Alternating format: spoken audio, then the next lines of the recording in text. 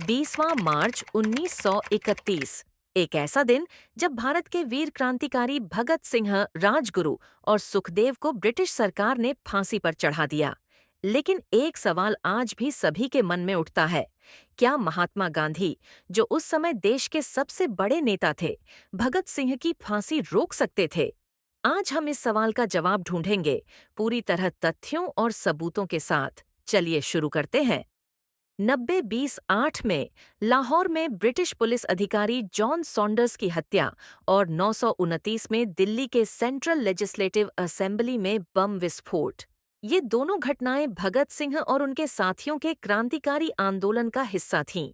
उनका मकसद था ब्रिटिश शासन को झटका देना और देश के युवाओं में आज़ादी की चिंगारी जगाना।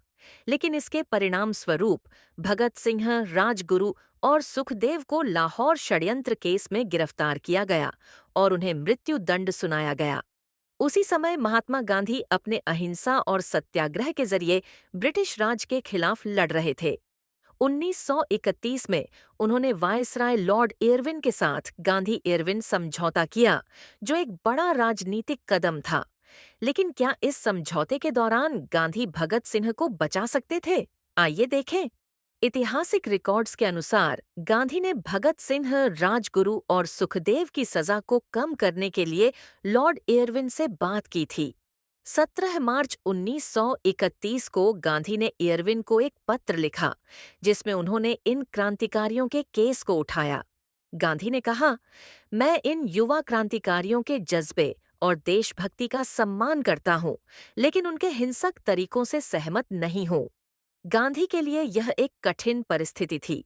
एक तरफ वे अपने अहिंसा के सिद्धांत पर अडिग थे, जो उनके आंदोलन का मूल मंत्र था।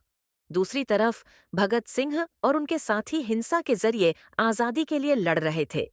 अगर गांधी खुलकर क्रांतिकारियों का समर्थन करते, तो उनके अहिंसा के सिद्धांत पर सवाल उठ सकता था और गांधी-इरविन समझौता भी खतरे में पड़ सकता था। ब्रिटिश सरकार का रवैया भी बहुत सख्त था।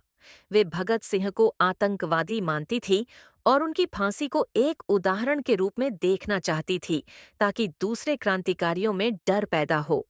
इतिहासकार बिपिन चंद्रा के अनुसार ब्रिटिश सरकार के लिए भगत सिंह की मृत्यु एक राजनीतिक फैसला था, जिससे वे क्रांतिकारी आंदोलन को रोकना चाहते थे। भगत सिंह की फांसी के बाद पूरे देश में रोष की लहर थी। कई लोगों ने गांधी पर इल्जाम लगाया कि उन्होंने भगत सिंह को बचाने के लिए काफी कोशिश नहीं की।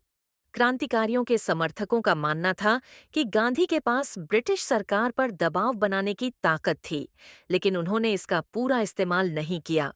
लेकिन गांधी के समर्थकों का कहना था कि उन्होंने अपनी सीमाओं में रहकर कोशिश की। गांधी ने अपने एक भाषण में कहा, मैं भगत सिंह के बलिदान का सम्मान करता हूँ, लेकिन अहिंसा ही वह रास्ता है जो भारत को सच्ची आज़ादी दिलाएगा। यह मुद्दा आज भी इतिहास के विचारकों के बीच एक बड़ा विवाद है। इतिहासकार रामचंद्र गुहा कहते हैं कि गांधी ने अपना प्रभाव इस्तेमाल किया, लेकिन ब्रिटिश सरकार का सख्त रुख और उनका एजेंडा भगत सिंह को बचाने में सबसे बड़ी रुकावट था। तो क्या महात्मा गांधी भगत सिंह की फांसी रोक सकते थे? शायद, अगर वे अपने पूरे प्रभाव और कांग्रेस के आंदोलन का इस्तेमाल करते।